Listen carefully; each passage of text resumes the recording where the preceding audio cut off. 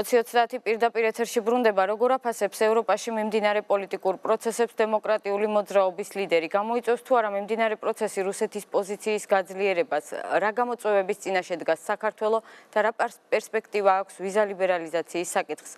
დემოკრატიული მოძრაობის ლიდერი ნინო ბურჯანაძე უპასუხებს ჩვენ შეკითხვებს. საღამომშვიდობისა, ქალბატონო ნინო, დიდი მადლობა რომ დაგვითმეთ დრო. დღეს თქვენ გამოეხმაურეთ ბრიტანეთში გამართული რეფერენდუმის შედეგებს და განაცხადეთ, რომ რეფერენდუმის შედეგები შეცვლის არა მარტო ევროკავშირით, არამედ მსოფლიო პოლიტიკას. როგორი იქნება ეს ახალი მსოფლიო პოლიტიკა თქვენი შეფასებით და ამის შემდეგ უკვე კონკრეტულ საკითხებზე ვისაუბროთ. დიდი მადლობა ნათია კიდევ ერთხელ, რა თქმა უნდა, ბრიტანეთში ჩატარებული რეფერენდუმი ძალიან მნიშვნელოვანია. და ის შეცვლის არა მარტო ბრიტანეთის ბედს, არამედ შეცვლის ევროკავშირის ბედს და შესაბამისად იმ სახელმწიფოებისა, მათ შორის საქართველოსი, რომელიც ევროკავშირს უკავშირებს გარკვეულწილად თავის მომავალს. თუმცა ვფიქრობ, რომ ეს პროცესი კიდევ უფრო ფართოა და ის ძალიან სერიოზულ ზეგავლენას მოახდენს საერთოდ მსოფლიო პოლიტიკასა და ეკონომიკაზე. მე ვთვლი, რომ ევროკავშირი და ეს არ არის მხოლოდ ჩემი აზრი, ეს არის ბუნებრივია ყველა იმ ადამიანის აზრი, ვინც პოლიტიკა კარგად იცის, ევროკავშირი ძალიან სერიოზული გამოწვევის წინაშე დადგა. ამას თავად ევროკავშირის ლიდერებიც არ უარყოფენ და პრაქტიკულად უკვე საგანგებო შეხვედრების რეჟიმში გადავიდნენ. ალბათ იცით, რომ ქალბატონმა მერკელმა მოუწოდა გერმანიის, იტალიის და რამდენიმე სახელმწიფოს მეთაურს, რომ სასწრაფოდ ორშაბათსვე შეიკრიბონ ბერლინში და შედგეს ეს შეხვედრა, რათა განიხილონ ევროკავშირის მომავალი. ბუნებრივია, ევროკავშირს უახლოეს მომავალში არ ეცლება სხვა პრობლემებისათვის და სხვა ქვეყნებისათვის, სამეზობლო ინიციატივისათვის, თუნდაც საქართველოსა და უკრაინის ვიზა ლიბერალიზაციასა და დაახლოებისათვის, იმდენად, რამდენადაც ეხლა ევროკავშირს რეალურად თვითგადარჩენის პრობლემა დაუდგა. ეს ნათლად გამოჩნდა თუნდაც იმ კვლევებში, რომელიც მე ეხლა ხელთან მაქვს, ეს კვლევები ჩატარდა 2 კვირით ადრე დიდი ბრიტანეთის გამოყოფამდე, უბრალოდ რეფერენდუმამდე და არის ჩატარებული ერთ-ერთი ყველაზე ავტორიტეტული ორგანიზაციის Pew Research Center-ის მიერ, სადაც პირდაპირ არის ნათქვამი, აქ ჯერ კიდევ 48% არის ბრიტანეთში გამოსვლის და 44 დარჩენის მომხრე, ეს არის 2 კვირით ადრე ჩატარებული რეფერენდუმზე და დინამიკა ახლა იქნება ევროკავშირის საწინააღმდეგო. იტალიაში გამოსვლის მომხრე 39%, შვედეთში 44, ნიდერლანდებში 46, გერმანიაში 48, ესპანეთში 49, როგორც გითხარით, რეფერენდუმამდე ბრიტანეთში 48, საფრანგეთში 61 და საბერძნეთში 71. ეს ძალიან შემაშფოთებელი ციფრებია, რომელიც რა თქმა უნდა გუშინდელი რეფერენდუმის შემდეგ კიდევ უფრო შემაშფოთებელი ტენდენციისაკენ წავა ევროკავშირის ერთიანობის საპირისპიროდ. მით უფრო რომ უკვე ჩეხეთმაც კი გამოაცხადა, რომ შეიძლება რეფერენდუმი ჩატარდეს, შვედეთმა, დანიამ, ნიდერლანდებმა ასევე განაცხადეს, რომ რეფერენდუმი ჩატარდება და საფრანგეთში ყველაზე ავტორიტეტული ორგანიზაციის ლიდერი მარი ლე პენი ღიად აცხადებს იმას, რომ საფრანგეთი უნდა გავიდეს ევროკავშირიდან და მას რეალურად არჩევნებზე მოგების შანსი აქვს. ასე რომ ვითარება ძალიან რთული და დრამატულია. მე ძალიან გავოცდი, როდესაც დღევანდელი ჩვენი პოლიტიკოსების განცხადებები მოვისმინე, მათ შორის პრემიერ-მინისტრის, რომელმაც თქვა, რომ ეს რეფერენდუმი ვერ შეცვლის, ასე ვთქვათ, ევროკავშირთან დაკავშირებით ვერაფერს განსაკუთრებულად და ევროკავშირის ძალა და სიმტკიცე კიდევ უფრო გაიზრდებაო, ძალიან უცნაურია ეს განცხადება, იმიტომ რომ მე ვფიქრობ, ჩვენ ერთადერთი გამონაკლისი ვართ ქვეყანა, რომლის მთავრობაც ასე ოპტიმისტურად უყურებს ბრიტანეთის გასვლას, ასე რომ პრობლემები ძალიან ბევრი იქნება და ჩვენთვისაც, რა თქმა უნდა, ეს პრობლემები გავლენას იქონიებს. აი, უფრო კონკრეტულად ვისაუბროთ ამ საკითხთან დაკავშირებით. დიდი ბრიტანეთის მოსახლეობის გადაწყვეტილება ფაქტია, რომ გამოწვევა არის უკვე ევროკავშირისთვის და დიდი ბრიტანეთისთვისაც. ამ ფონზე უფრო კონკრეტულად რო გითხრათ, რა გავლენა ექნება ამ პროცესს საქართველოზე? იცით რა, მთლიანად გადაიხედება ნათია მთელი ევროპული არქიტექტურა.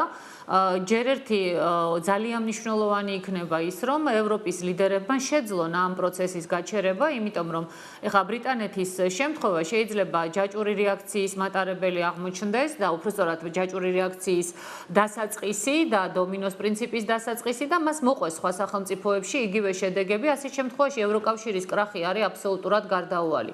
უნდა ითქვას, რომ ეს რაც დღეს ხდება ევროკავშირში, ჩემი ღრმა რწმენით, არის ევროპელი ლიდერების ბოლოდროინდელი განხორციელებული პოლიტიკის, მცდარი პოლიტიკის შედეგი. ევროპა დადგა ძალიან ვგულისხმობ იმას, რომ ევროკავშირის ლიდერები იცით როგორ მოხდა, რომ რეალურად ევროკავშირმა საკუთარ ინტერესებზე მაღლა დააყენა იგივე ამერიკის შეერთებული შტატების ინტერესი არაერთ შემთხვევაში. თუნდაც ის რაც მოხდა მიგრანტებთან დაკავშირებით, როდესაც ევროპა იძულებული გახდა, რომ პრაქტიკულად 100,000-ობით და ლამის მილიონობით მიგრანტების მიღების წინაშე აღმოჩნდნენ, იგივე ამერიკის შეერთებულმა შტატებმა განაცხადა, რომ სულ რამდენიმე ათასი სირიელი ან 10,000 სირიელის მიღება შეუძლია. ევროპას უნდა გაეთვალისწინებია, რომ ეს მიგრანტთა კრიზისი იქნებოდა ძალიან სერიოზული გამოწვევა ევროპისათვის.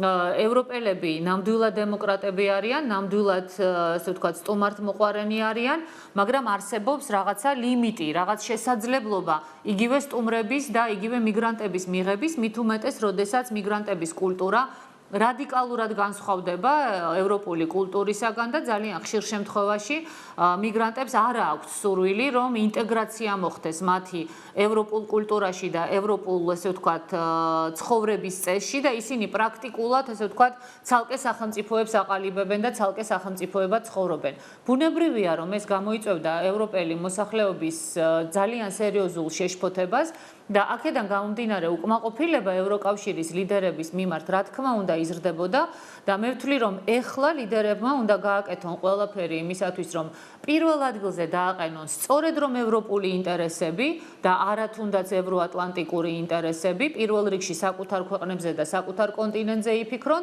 მხოლოდ ასეთ შემთხვევაში გახდება შესაძლებელი ევროკავშირის გადარჩენა. რაც შეეხება ჩვენზე როგორ იმოქმედებს, უპირველეს ყოვლისა ყველაზე მარტივ მაგალითს მოგიყვანთ.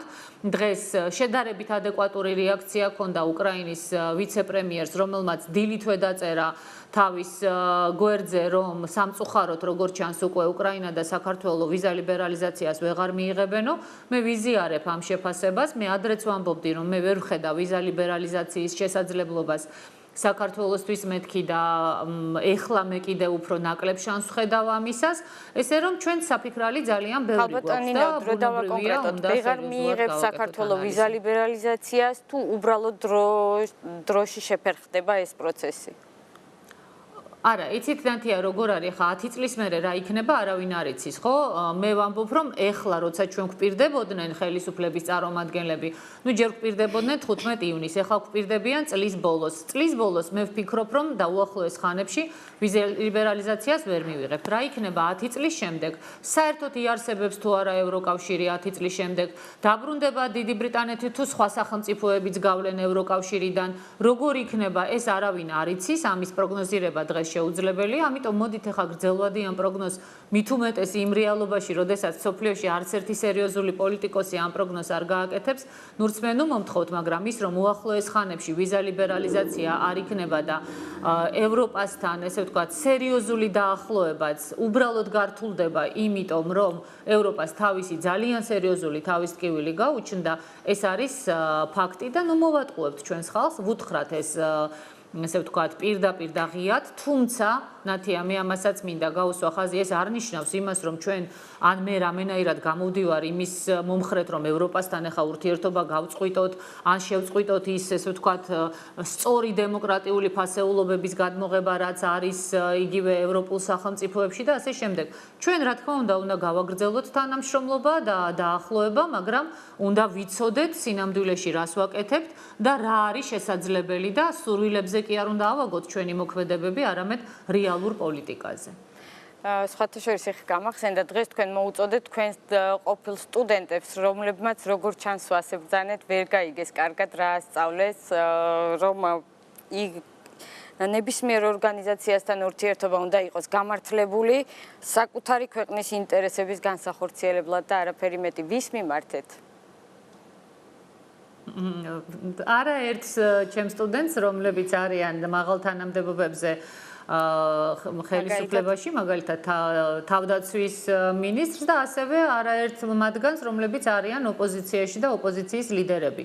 ისინი მუდმივად აცხადებდნენ, რომ საქართველოს ამოცანა არის ნატოში და ევროკავშირში გაწევრიანება და ეს არის ძალიან მცდარი მე ყოველთვის ვამბობდი და ყოველთვის ვიტყვი ამას, რომ ნებისმიერ ორგანიზაციაში გაწევრიანება უნდა იყოს სახელმწიფოსათვის საკუთარი მიზნების შესრულების შესაძლებლობა და არა თვითმიზანი. ნატოც, ევროკავშირიც, ნებისმიერი სხვა ორგანიზაციაც ეს უნდა იყოს ის მექანიზმი, ის ბერკეტი, რაც სახელმწიფოს ეხმარება საკუთარი ინტერესების განხორციელებაში. სახელმწიფოს ინტერესი უნდა იყოს და მე ვპირდები ჩვენს მოსახლეობას, რომ თუ ისინი 3 ნომერში ემოხაზავენ ამ არჩევნებზე ძალიან დიდი რაოდენობით მოსახლეობის წარმომადგენლები და მოვალთ ჩვენ ხელისუფლებაში, ჩვენ აუცილებლად გავაკეთებთ იმას, რომ ქვეყნის მთავარ მიზნად, რა თქმა უნდა, გამოვაცხადებთ ქვეყნის ტერიტორიულ მთლიანობას, ქვეყნის დემოკრატიულობას, ქვეყნის სამართლიან გარემოდ ქცევას, ქვეყნის ეკონომიკურ განვითარებას და ამ მიზნების მისაღწევად ჩვენ გამოვიყენებთ ევროკავშირთან ურთიერთობებსაც,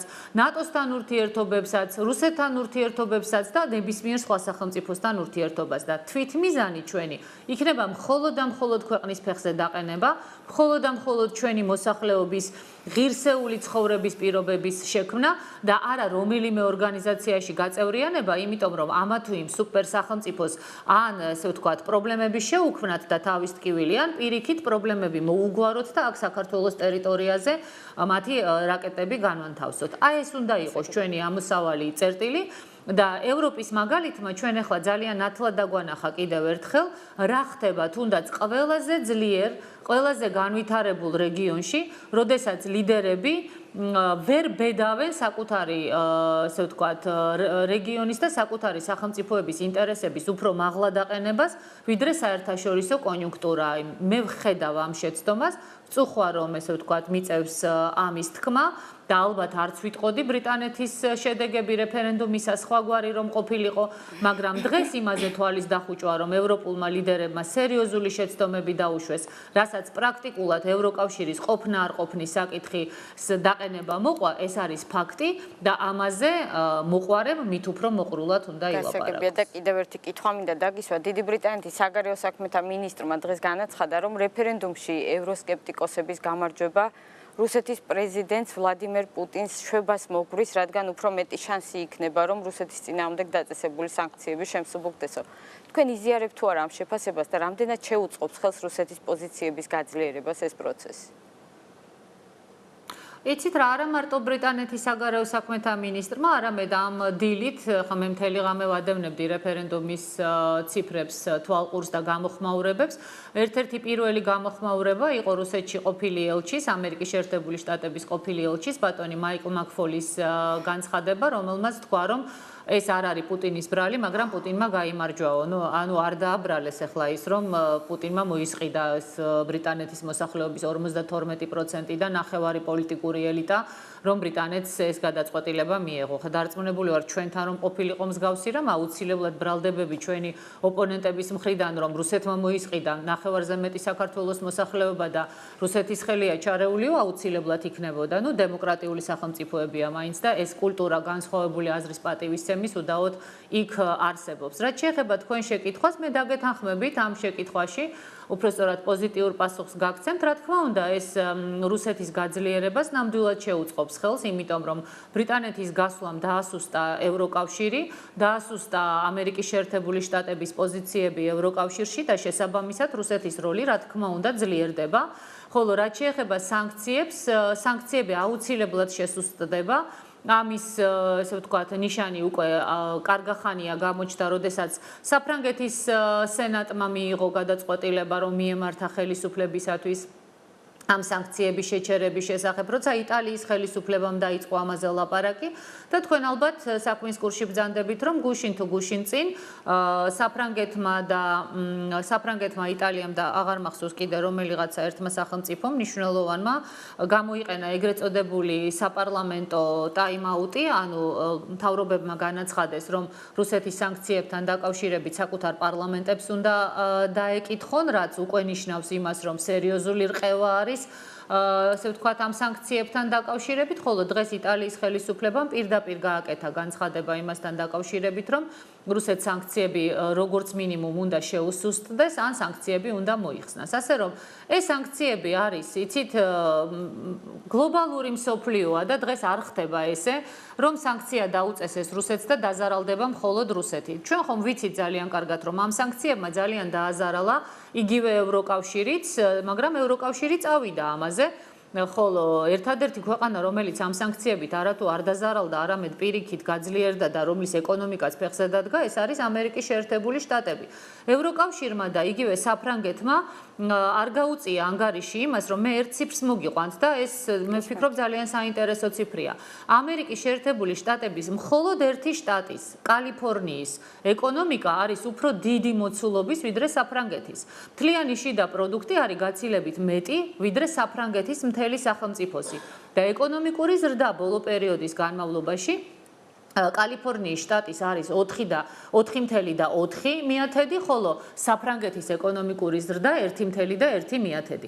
როგორ შეიძლებოდა ასეთ ვითარებაში ამისთვის ანგარიში არ გაეწია ევროკავშირის სახელმწიფოებს და არ ეფიქრა იმ მექანიზმებზე, რომელიც სხვაგვარად იმოქმედებდა, ოღონდ ასე არ დააზარალებდა ევროკავშირს. ასე რომ, რა თქმა უნდა, ევროკავშირი იფიქრებს იმაზე, საფრანგეთიც, იტალიაც, საბერძნეთით უმეტეს, რომ ეს სანქციები, ესე ვთქვათ, შესუსტდეს და სწორედ ამიტომ არის, იცით, ნათია, ძალიან მნიშვნელოვანი, რომ ჩვენმა ერთმა სახელმწიფოებმა კარგად დაიმახსოვრონ, რომ ჩვენ უნდა მივხედოთ ჩვენ საქმეს და ჩვენ უნდა მოვაგვაროთ ჩვენი სახელმწიფოების და ჩვენი ხალხის პრობლემები.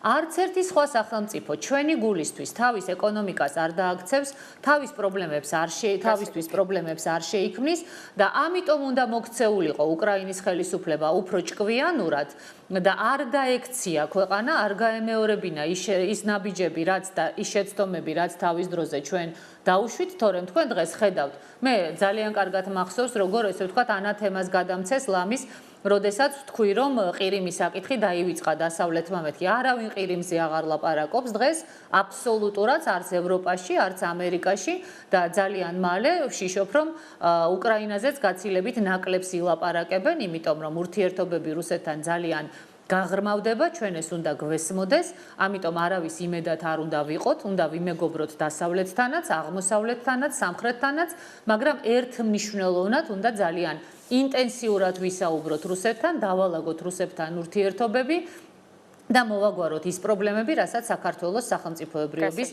და საქართველოს ინტერესების განხორციელების პრობლემა ჰქვია. გასაგებია თქვენი პოზიცია. 20-30 შეკითხვებს ნინო ბურჯანაძე პასუხობდა, ახლა რეკლამა, რეკლამის შემდეგ საგარეო საქმეთა მინისტრის პირველი მოადგილე დავით ზალკალიანი 20-30-ში.